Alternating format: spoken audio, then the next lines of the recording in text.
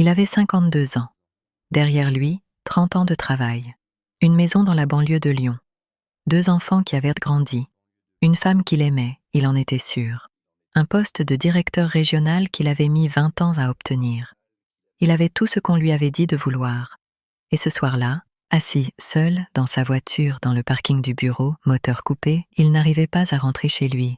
Pas parce qu'il était triste, pas parce que quelque chose s'était mal passé, mais parce qu'il venait de comprendre quelque chose qu'il n'avait pas les mots pour dire encore. Il s'était trompé de vie. Pas de femme, pas de travail, pas d'enfant, de vie. Bienvenue. Ce que je vais te raconter aujourd'hui n'est pas une histoire de succès. Ce n'est pas non plus une histoire d'échec. C'est quelque chose de plus rare et de plus difficile à entendre. C'est l'histoire d'un homme qui a parfaitement exécuté un plan qui n'était pas le sien. Et si tu restes jusqu'à la fin, je crois que tu vas reconnaître quelque chose. Abonne-toi si tu viens d'arriver. Ce qu'on fait ici, c'est dire les choses comme elles sont. Cet homme s'appelait Thomas. Je vais te parler de lui dans quelques minutes. Mais avant ça, je dois te parler de toi. Ou plutôt, de ce qu'on t'a appris à vouloir. Quand tu avais 7 ans, personne ne t'a demandé ce qui te rendait vivant. On t'a demandé ce que tu voulais faire plus tard. Ce n'est pas la même question. Ce que tu voulais faire plus tard, c'était une case à remplir. Pour tes parents, pour l'école, pour la société. Une case qui disait « cet enfant est sur le bon chemin ». Et toi, tu as répondu. Parce que c'est ce qu'on fait à 7 ans. Parce qu'on veut que les adultes soient fiers. Parce qu'on ne sait pas encore que cette réponse allait devenir une direction. Et cette direction, tu l'as suivie. Pas parce que tu l'avais choisie, mais parce qu'à un moment, elle était devenue tellement la tienne que tu avais oublié qu'elle avait commencé quelqu'un d'autre. C'est ça, l'ennemi invisible, pas la paresse, pas la peur. Le modèle hérité qu'on n'a jamais questionné. Thomas ne l'avait jamais questionné non plus. Il avait grandi dans une famille ordinaire du sud de la France. Père ingénieur, mère institutrice. Des gens bien, des gens sérieux, des gens qui croyaient sincèrement que la stabilité était la forme la plus haute de bonheur. Thomas avait cru la même chose. Il avait fait ses études d'économie parce que c'était raisonnable. Il avait pris ce premier poste parce que le salaire était correct. Il avait acheté cet appartement parce que c'était le bon moment. Il avait eu ses enfants parce que c'était ce qu'on faisait à 30 ans. Chaque décision était logique, chaque décision était raisonnable, chaque décision le rapprochait d'une vie qu'il n'avait jamais vraiment examinée. Mais il y a quelque chose que tu dois comprendre sur Thomas. Il n'était pas malheureux. C'est là où cette histoire devient difficile, parce qu'on nous a appris à identifier le problème à travers la souffrance. Si ça fait mal, quelque chose ne va pas. Si ça ne fait pas mal, tout va bien. Thomas ne souffrait pas. Il fonctionnait. Parfaitement même. Et c'est exactement ça, le piège. Parce qu'il y a une différence entre une vie qui ne fait pas souffrir et une vie qui te ressemble. Et pendant 30 ans, Thomas avait confondu les deux. Le moment où tout s'est arrêté, ce n'était pas un drame, ce n'était pas une trahison, une maladie, une perte. C'était un jeudi soir ordinaire. Son fils aîné venait d'avoir son baccalauréat. Bon résultat. Mention assez bien. Ils avaient dîné en famille, ouvert une bouteille.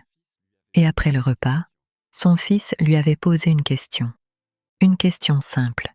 Il avait dit « Toi, papa, qu'est-ce que tu aurais voulu faire si tu avais pu choisir vraiment ?»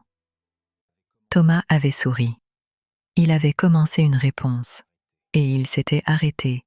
Pas parce qu'il ne savait pas quoi dire, mais parce qu'il venait de réaliser, pour la première fois de sa vie, qu'il n'avait jamais répondu à cette question pour de vrai.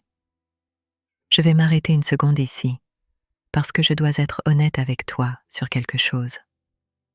Quand j'ai entendu cette histoire pour la première fois, ma première réaction n'a pas été de la compassion pour Thomas. Ma première réaction a été une sorte d'inconfort. Un inconfort que je reconnais maintenant pour ce qu'il était. C'était la même question.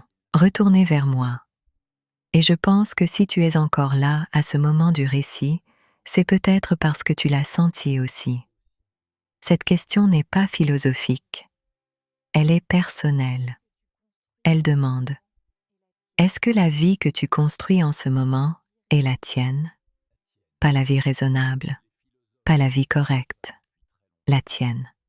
Les philosophes ont pensé à ça depuis très longtemps. Pas avec les mêmes mots, mais avec la même urgence. Sénèque écrivait à son ami Lucilius et il lui disait « Vindicate tibi, revendique-toi pour toi-même, pas pour ta famille, pas pour la société, pour toi. » Ce n'était pas un conseil de développement personnel, c'était un avertissement. Sénèque savait, parce qu'il l'avait vécu lui-même, ce que ça coûtait de vivre une vie qui appartenait aux autres. Il avait été l'homme le plus puissant de Rome après l'empereur. Il avait la richesse, l'influence, la réputation. Et dans ses lettres privées, il y a une phrase qu'on cite rarement. Il dit « J'ai passé ma vie à courir vers quelque chose. Je ne sais toujours pas vers quoi. » Thomas aurait pu écrire la même phrase. Mais voilà ce que Thomas a fait. Il n'a pas tout quitté. Il n'a pas divorcé. Il n'a pas démissionné. Il a fait quelque chose de plus difficile. Il a commencé à se poser des questions qu'il avait évitées pendant 30 ans. Pas pour trouver des réponses immédiates, mais pour ne plus faire semblant qu'il ne se les posait pas. Et dans cet espace, quelque chose a changé. Pas sa vie extérieure, pas encore, mais sa façon de l'habiter. Il a recommencé à dessiner. Il avait arrêté à 19 ans parce que ce n'était pas sérieux. Il dessinait le soir, 1 heure après le travail. Personne ne le voyait. Ce n'était pas pour être vu. C'était pour lui rappeler qu'il existait en dehors de ses rôles. Ce n'est pas une leçon sur le fait de tout changer, c'est une leçon sur le fait de recommencer à se reconnaître. Il y a 3 choses que cette histoire nous dit. La première, le confort n'est pas une preuve que tu es sur le bon chemin. C'est parfois la preuve que tu t'es suffisamment adapté pour ne plus souffrir d'une vie qui n'est pas la tienne. L'adaptation est une compétence humaine, extraordinaire. Elle peut aussi être la façon la plus douce de se perdre. La deuxième, la question que le fils de Thomas lui a posée ce soir-là, tu peux te la poser maintenant. Pas dans 10 ans. Pas quand tu auras plus de temps. Maintenant. Qu'est-ce que tu aurais voulu faire si tu avais pu choisir vraiment? Pas ce que tu as fait. Pas ce que tu ferais si tu n'avais pas peur. Ce que tu aurais voulu. La différence entre ces 3 formulations, c'est toute une vie. La troisième, il n'est pas question de tout détruire. Thomas ne l'a pas fait. Il est question d'arrêter de vivre à côté de soi-même. D'arrêter de remettre à plus tard la question la plus importante. Pas la question de ce que tu veux faire. La question de qui tu es quand personne ne te regarde. Thomas a aujourd'hui 58 ans. Il travaille toujours. Il est toujours marié. Il dessine tous les soirs. Il dit qu'il ne sait pas si c'est ça, la bonne vie. Mais c'est la première fois depuis très longtemps qu'il sent que c'est la sienne. C'est peut-être tout ce qu'on peut demander. Si quelqu'un dans ta vie a besoin d'entendre ça aujourd'hui, pas celui qui le dit, celui qui le cache, partage-lui cette vidéo. Et si toi tu viens de trouver cette chaîne, sache que c'est ici qu'on parle de ces choses-là. Abonne-toi, on continue.